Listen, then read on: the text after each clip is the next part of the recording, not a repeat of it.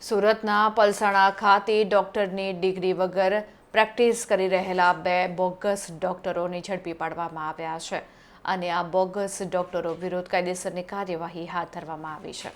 સુરત પલસાણા વડેલી ગામના તુલસીધામ સોસાયટી અને મહાદેવ ફળિયા કૃષ્ણા પ્લાઝામાં વગર ડિગ્રીએ પ્રેક્ટિસ કરતા 2 બોગસ ડોક્ટરો ઝડપાયા છે. માનવ જિંદગી સાથે ચેડા કરતા 2 બોગસ ડોક્ટરને સુરત જિલ્લા એસઓજી પોલીસે પકડી પાડી તેમના વિરુદ્ધ કાયદેસરની કાર્યવાહી હાથ ધરી છે.